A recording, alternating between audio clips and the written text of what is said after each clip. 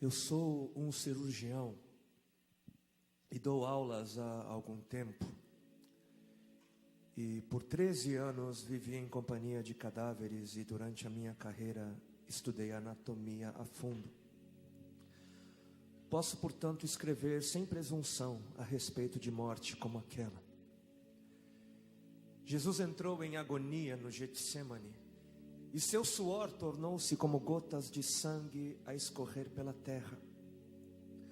O único evangelista que relata o fato é um médico, Lucas, e o faz com a precisão de um clínico. O suar sangue ou hematidrose é um fenômeno raríssimo. É produzido em condições excepcionais. E para provocá-lo é necessário uma fraqueza física, acompanhada de um abatimento moral violento, causado por uma profunda emoção, por um grande medo. O terror, o susto, a angústia terrível de sentir-se carregando todos os pecados dos homens devem ter esmagado Jesus. Tal tensão extrema produz o rompimento das finíssimas veias capilares que estão sob as glândulas sudoríparas, e o sangue se mistura ao suor e se concentra sobre a pele, escorrendo então por todo o corpo até a terra. Permitam-me apenas dizer algo. Não faz muito tempo eu conheci um dos amigos do meu pai. E esse amigo do meu pai, ele é bastante diferente de nós. Como que ele é diferente de nós? O seu sistema nervoso não reage a qualquer tipo de anestesia. Nada, desde pequeno, enfim, nenhum tipo de anestesia funciona nele. E por conta de um tumor que foi descoberto, ele teve que viajar aos Estados Unidos para se submeter a uma cirurgia. Ele contou para nós que ele foi então levado à sala cirúrgica e o amarraram então dos pés à cabeça, os seus braços, porque ele haveria de sentir toda a cirurgia. E ele contou para nós que lá nos Estados Unidos os procedimentos são cobrados por hora, né, e não por procedimento. Ele contou então que antes de começarem a cirurgia, os médicos apertaram o cronômetro, o tempo foi passando, né? E ele então foi aberto, atravessaram todas as camadas e chegaram ao tumor e cortaram, retiraram o tumor e depois o costuraram, né? Camada por camada. E ele contou para nós que quando a cirurgia terminou, os médicos apertaram aquele cronômetro e 7 horas e 40 minutos haviam se passado. Ele passou praticamente 8 horas naquela mesa cirúrgica, aberto, né, consciente, sentindo tudo. E ele é um senhor asiático, oriental como eu. Ele é, né, clarinho, amarelinho. E ele contou para nós que quando ele se deu conta, ele voltando assim, olhou para o seu corpo. O corpo dele inteiro havia se tornado negro, porque ele havia suado sangue.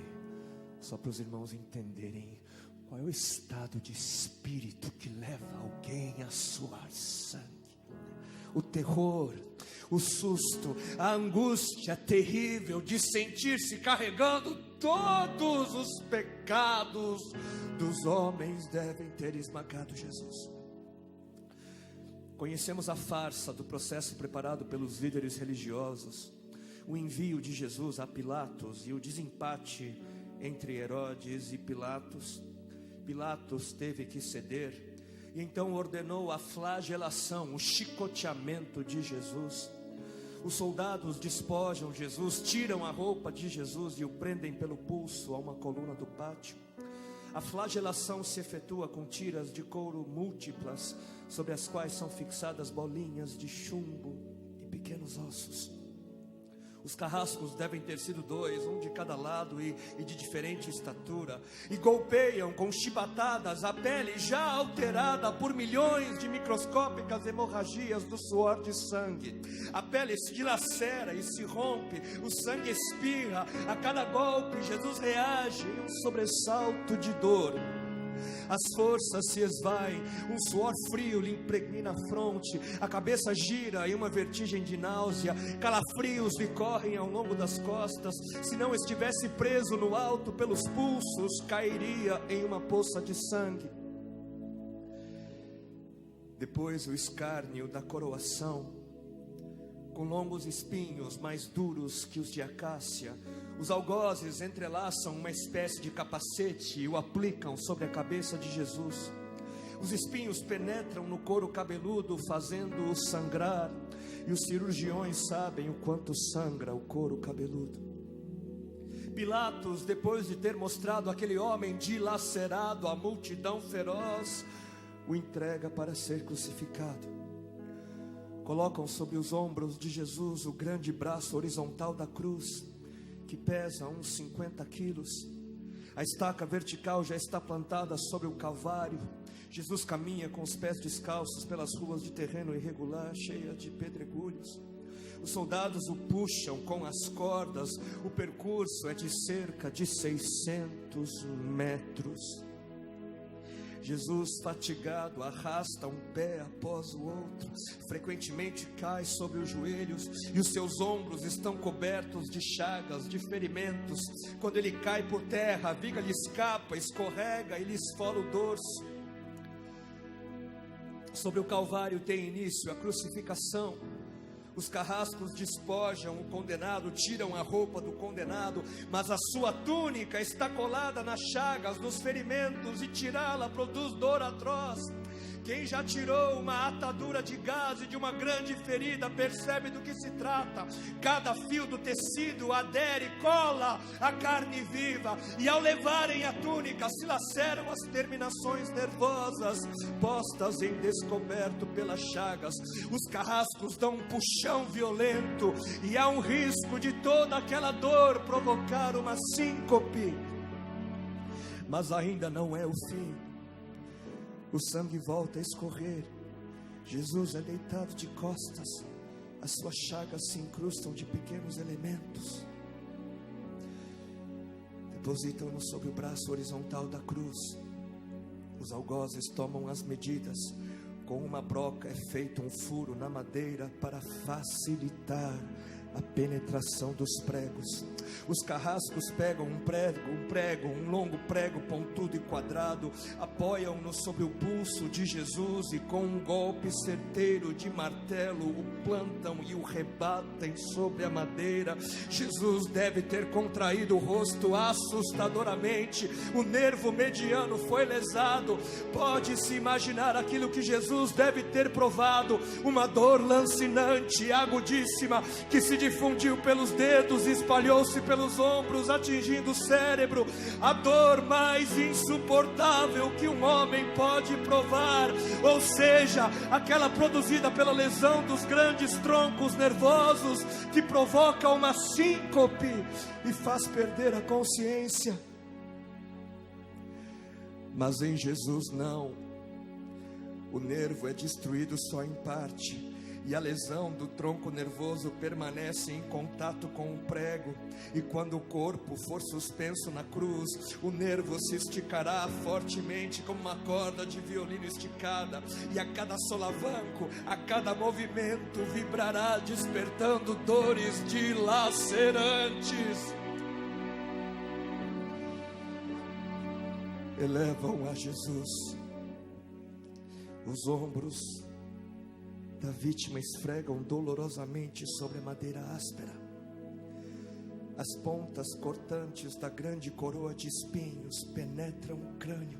A cabeça de Jesus inclina-se para a frente, uma vez que o diâmetro da coroa o impede de apoiar-se na madeira. Cada vez que o mártir levanta a cabeça, recomeçam pontadas agudas de dor. Pregam-lhe os pés. Ao meio-dia, Jesus tem sede. não bebeu desde a tarde anterior e estava desidratado pela perda de tanto sangue. Seu corpo é uma máscara de sangue, a boca está semi-aberta e o lábio inferior começa a pender. A garganta seca lhe queima, mas ele não pode engolir, tem sede. Um soldado lhe estende sobre a ponta de uma vara uma esponja com bebida ácida de uso entre os militares. Tudo aquilo é uma tortura atroz. De repente, um estranho fenômeno se produz no corpo de Jesus. Os músculos dos braços se enrijecem em uma contração que vai se acentuando, os bíceps esticados e levantados, os dedos se curvando. É como acontece a alguém ferido de tétano, a isto que os médicos chamam de tetania. Quando os sintomas se generalizam, os músculos do abdômen se enrijecem em ondas imóveis. Em seguida, os músculos entre as costelas, depois os do pescoço e finalmente os músculos respiratórios se enrijecem. A respiração se faz pouco a pouco mais curta, o ar entra, mas não consegue mais sair. Jesus respira com o ápice dos pulmões, tem sede de ar como um asmático em plena crise. Seu rosto pálido pouco a pouco se torna vermelho, depois se transforma num violeta purpúreo. Jesus é envolvido pela asfixia, seus pulmões cheios de ar não podem mais esvaziar-se, a fronte está impregnada de suor, os olhos saem fora de órbita, mas de repente algo acontece, lentamente, com um esforço sobre-humano, Jesus toma um ponto de apoio sobre o prego dos pés, ele esforça-se a pequenos golpes, se eleva, aliviando a tração dos braços, os músculos do tórax se distendem, a respiração torna-se mais ampla e profunda, os pulmões se esvaziam e o rosto recupera a palidez inicial. Mas por quê? Por que este esforço? Por quê? Porque Jesus quer bradar: Pai, perdoa-lhes porque não sabem o que fazem. E logo em seguida o corpo de Jesus começa a afrouxar-se de novo e a asfixia recomeça. Foram transmitidas 7 frases pronunciadas por ele na cruz, e cada vez que quer falar ele deverá elevar-se, tendo como apoio o prego dos pés. Inimaginável. Atraídas pelo sangue que ainda escorre e pelo coagulado, enxames de moscas unem ao redor do seu corpo, mas ele não pode enxotá-las. Pouco depois o céu escurece, o sol se esconde, de repente a temperatura diminui, logo serão 3 da tarde, e depois de uma tortura que dura horas e horas, todas as suas dores, toda a sua sede, todas as cãibras, toda a asfixia, todo o latejar dos nervos medianos lhe arrancam um lamento: Deus meu, por que me desamparaste?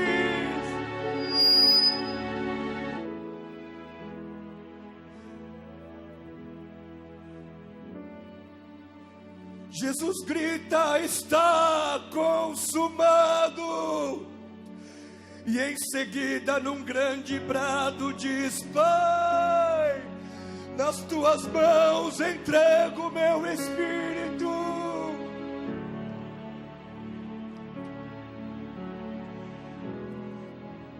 E morreu no meu lugar e no seu. Por que Jesus morreu na cruz? Por quê? Jesus morreu na cruz para que todo sofrimento pudesse ter fim.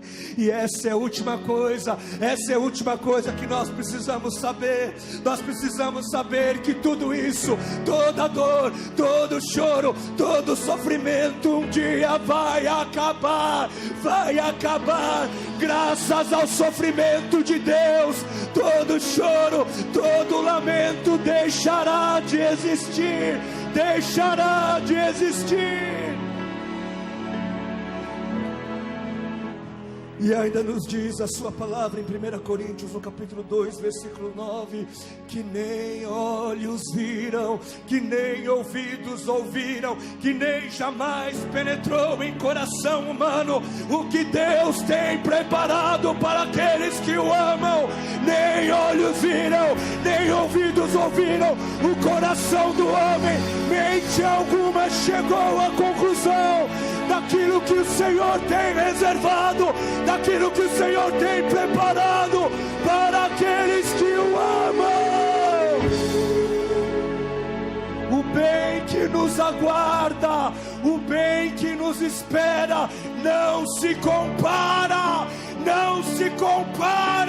ao mal que possa vir sobre as nossas vidas, não se compara. Esse é o Evangelho, essa é a mensagem da cruz.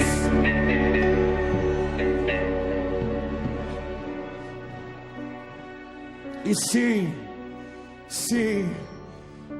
Jesus, o Senhor, Ele disse: no mundo passareis por aflições. Sim, o Senhor disse isso, mas o Senhor não parou por aí. Ele não parou por aí. Ele disse: no mundo passareis por aflições, mas tem de bom ânimo. Tem de bom ânimo. Eu venci o mundo. Tem de bom ânimo, porque eu venci o mundo. E porque Ele venceu, nós também haveremos de vencer, porque Ele venceu. Não importa o que este mundo, não importa o que esta vida lance contra a sua vida, porque Ele venceu. Você e eu, nós haveremos. Nós hoje somos mais que vencedores, mais que vencedores, mais e mais e mais que vencedores. Tem de bom ânimo, tem de bom ânimo, tem de bom ânimo. Ele venceu. No mundo passareis por aflições, mas tem de bom ânimo, filho. No mundo passareis por aflições, mas tem de bom ânimo, filha. Eu venci o mundo. E porque eu venci, você também haverá de vencer. Você também.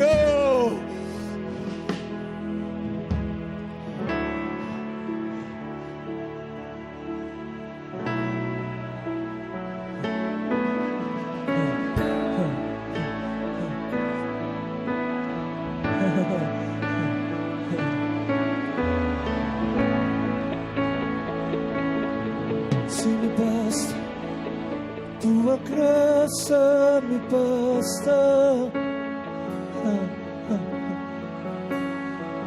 Sua graça me basta.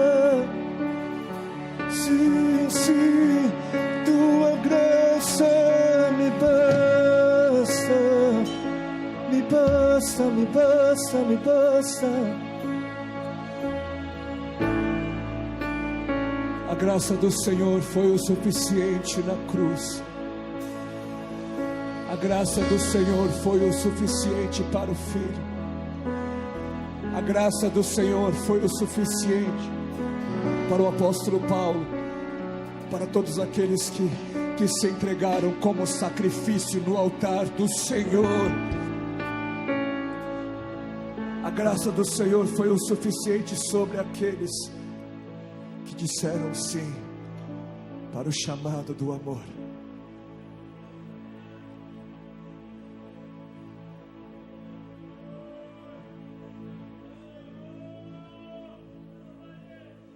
Onde estão os que dizem sim?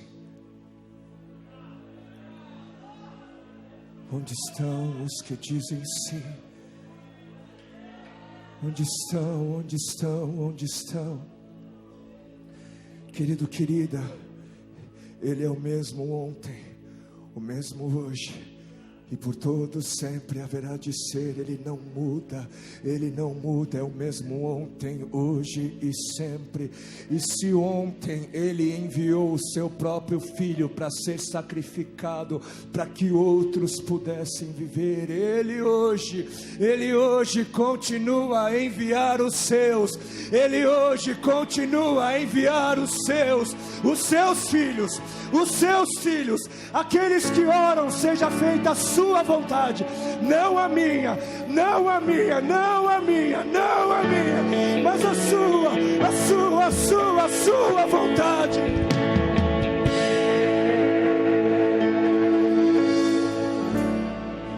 Onde estão, onde estão, onde estão, onde estão, onde estão, onde estão aqueles a quem o Senhor procura? Onde estão aqueles a quem o Senhor busca? Onde estão aqueles que ouvem a sua voz? As ovelhas ouvem a voz do pastor. As ovelhas ouvem a voz do pastor. Ouvem, se submetem à voz do pastor. Ele diz vem, elas vêm. Ele diz vão e elas vão. As ovelhas ouvem a voz do pastor. Onde estão as ovelhas do bom pastor? Onde estão, onde estão, onde estão as ovelhas? Onde estão, onde estão?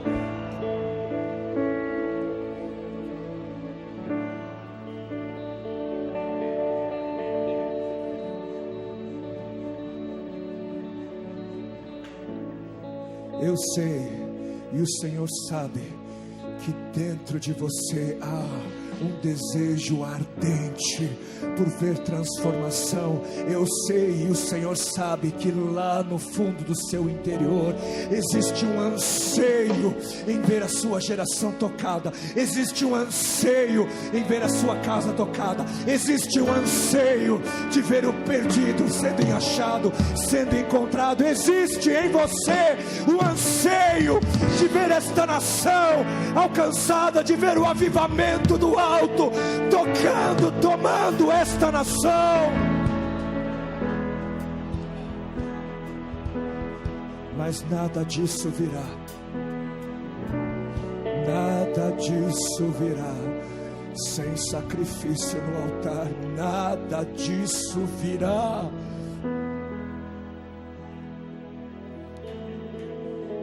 Entenda uma coisa, querido: Jesus na cruz foi parceiro do Pai. Ele tinha liberdade de rejeitar a cruz. Ele foi tentado, inclusive, a rejeitar a cruz.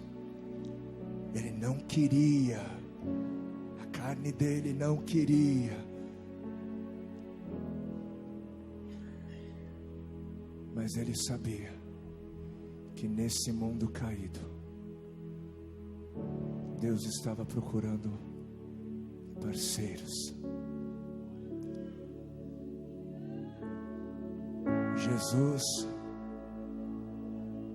Jesus cooperou com a vontade do Pai e em liberdade se deu, em liberdade se entregou. Se o Senhor nessa liberdade não tivesse dito sim ao Pai, a história hoje seria completamente diferente. A Jesus o Senhor disse sim.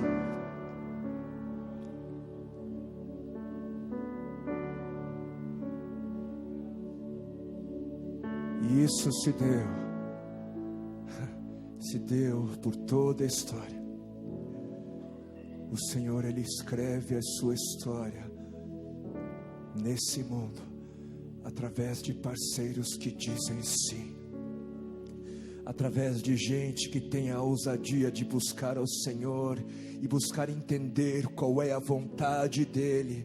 E ao entender qual é a vontade dEle, mesmo que a sua carne não a aceite,